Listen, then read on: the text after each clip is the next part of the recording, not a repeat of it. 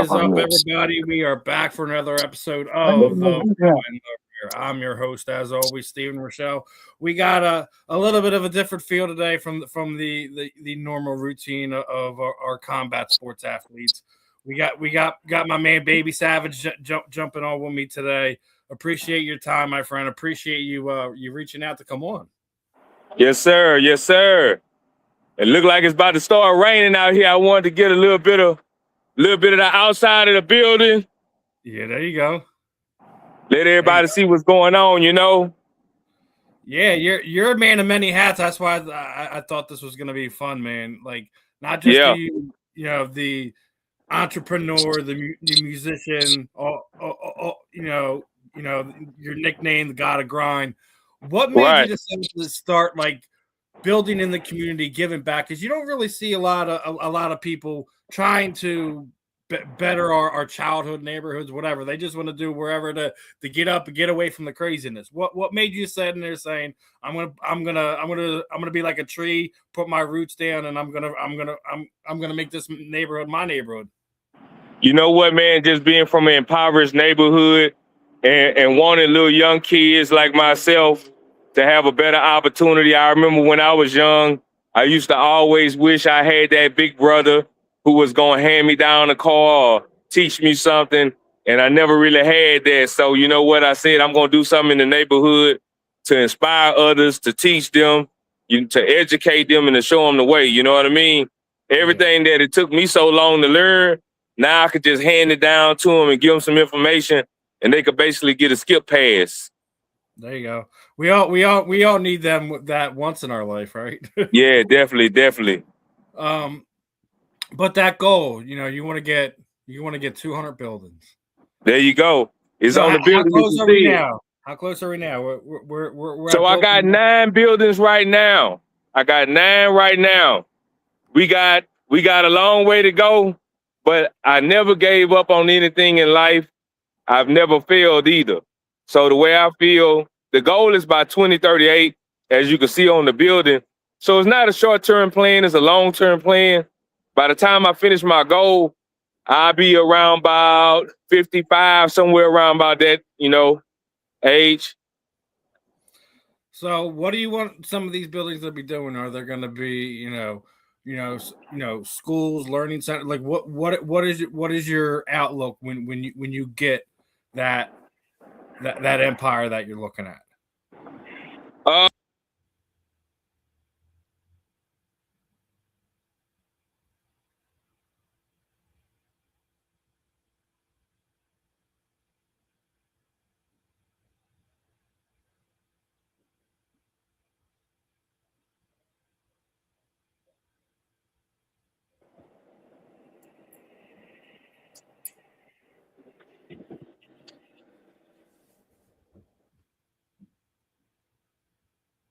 Can you hear me now?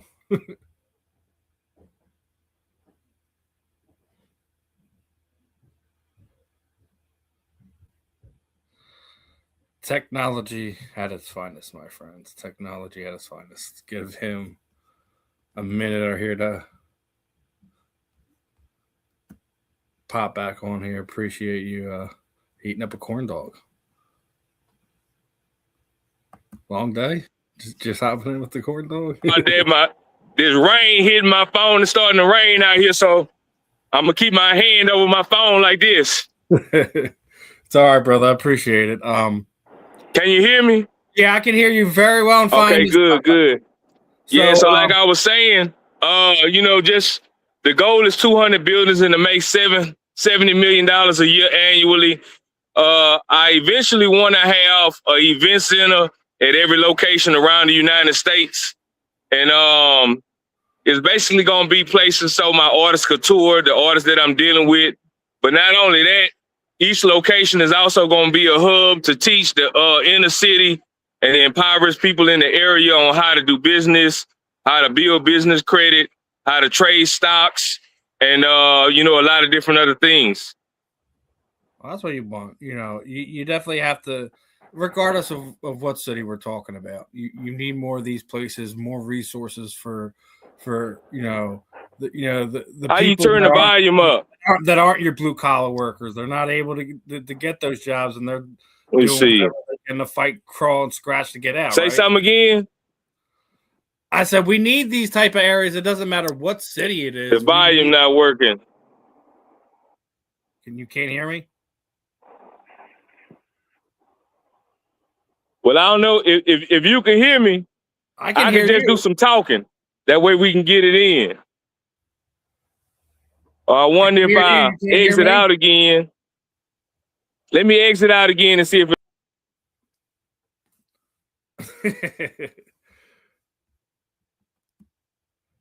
Right, the advice guy. Technology is fun these days. It is. Sometimes it works great wonders for you, and then sometimes it's just literal pain in the butt. So back again. Check testing. Can you hear me now? Can you hear me? It's real low. Yours is real low. Mine's high. All my stuff's high. I just have it. I'm not sure why you can you hear me? Okay, I can hear you. I can hear you better now. I just turned mine up some more. Okay, there you go. Yeah. So what I was saying is we need more of these areas. It doesn't matter if like it's Florida, Tennessee, Louisiana, LA, Las Vegas, whatever. We need more of these type of centers in your non-blue collar areas, Yeah, definitely. They're doing whatever they can to survive, and some of them are barely doing that. Yeah, and they don't know the resources they have around them to be able to use it. Right. A lot of people don't know, like, every state has an economic development center. Every city has an economic development center, a fair share program.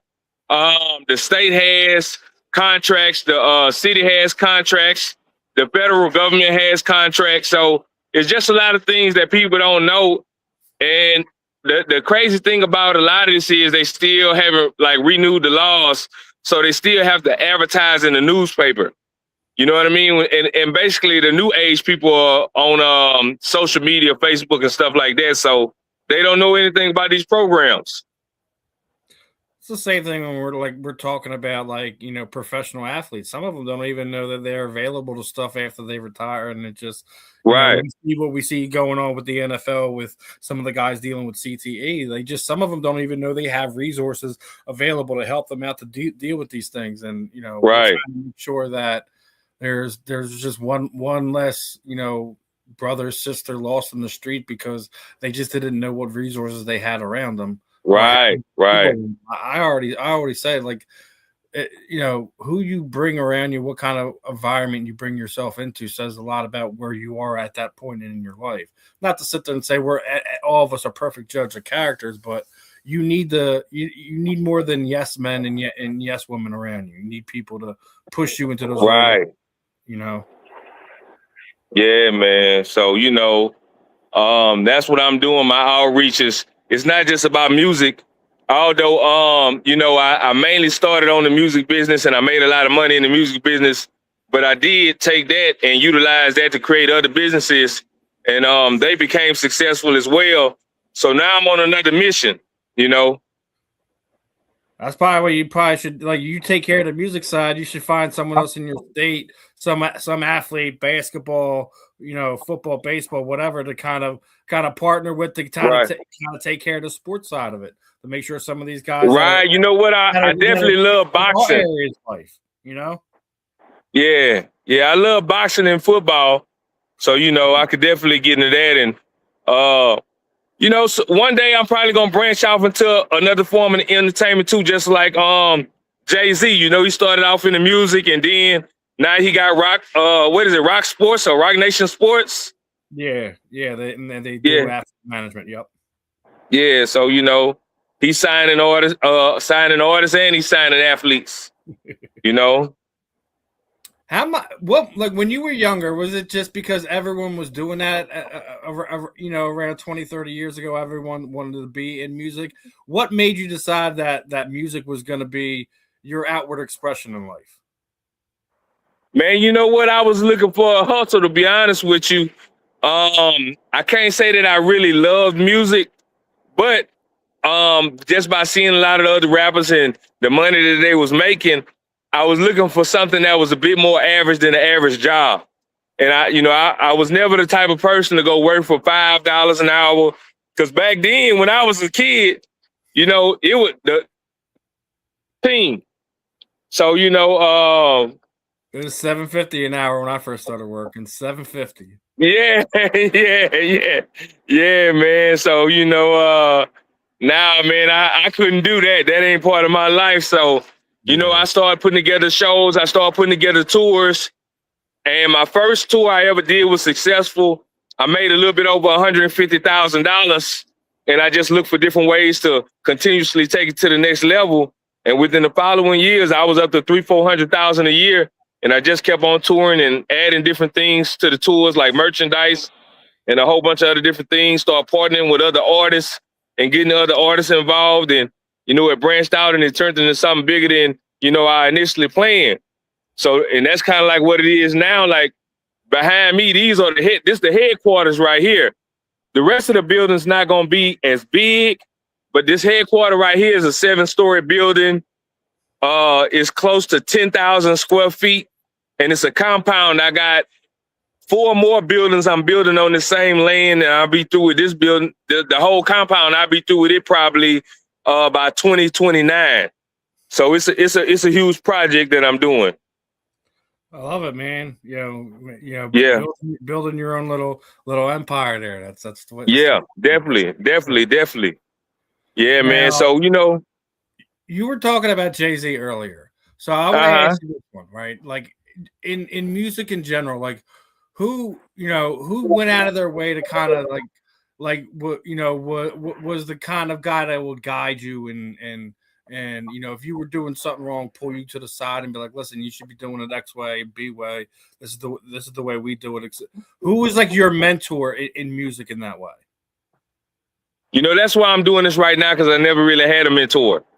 I had mentors from watching other artists and listening to their stories, or maybe from some of their interviews, but I never had a personal mentor by my side to teach me anything, to tell me anything, to show me anything about business. My mentor in business was a guy in the used car sales business. His name was Douglas Hawkins, H&H Auto Sales. So he was my only mentor in business, period. But I looked up to guys like Master P. I looked up to guys like Birdman. And now I got a relationship with him. I done been on tour with him several times. I've been around him, numerous shows with him. And I'm able to watch and I'm able to see what's going on. And that helps me learn and understand I'm the type of person, I soak stuff in. I'll write it down in a notebook. Anything I see, I'll go back and do my own research. I'll add the numbers and crunch the numbers from ticket sales to the capacity of the people. And, I figure it out on my own. Mentors is something that regardless, we're talking, where in life, it doesn't matter if we're talking here in the United States, all over the world. We don't have enough mentors that just give us the right direction, the right information. It's always, right. For lack of a better term, people be gatekeeping, right? Gatekeepers. That just want to make the next generation, the next man up a better man, because that's truly what when you become a father, that's kind of like, listen, I want that mofo to be 100 times better than the man I am. That's the whole point of it. So it's like when we don't really see a whole lot of, regardless if we're talking, in the African American community and in whatever community, you just don't have enough of these guys that want to be guys anymore. And it's just it's good to see a guy like you. Like, not only do I want to be a mentor for somebody else, I want to make everyone around me, a better person. Have something to look forward to give back to people in life. Right. I definitely want to, and if anybody want to contact me, they can hit me up 318-540-9376 at Baby Savage on Instagram. I'm willing to work with anybody, and my phone on 1%, so we're gonna keep on talking till it hang up. But I definitely wanted to get out there for anybody who might want to reach out to me. I appreciate you and your show for reaching out to me. I'm glad we was able to get this 16 minutes in. You know what I mean? Technology is fun, my brother. Technology is fun. So I definitely appreciate the time, my friend.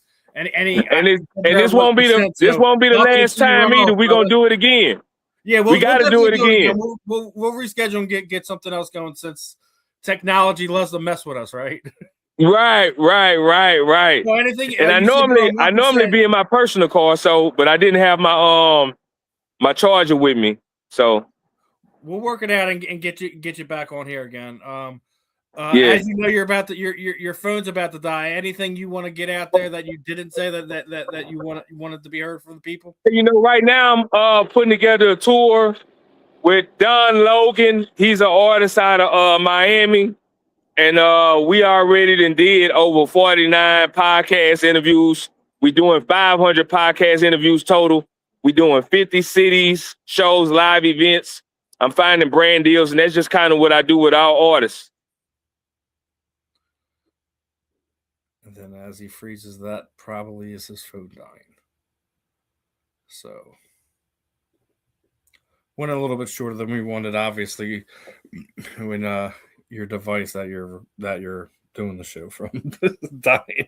We're not going to get a full 25 30 minutes in on this interview, but I really appreciate his management for reaching out. We'll definitely get him back on here, get him rescheduled, and talk some more stuff about some of the stuff he's doing, some of the stuff he's getting involved with, both musically and in the community. So Baby Savage, Gotta Grind, guys. Make sure you guys are checking him out, and we'll get this one rescheduled and have some fun. Other than that, another fun episode of The Real and the Rare. So, guys, make sure you guys are tuning in. Hit that QR code. Make sure you're subscribed. Show us some love. We will be back, my friends. Peace out.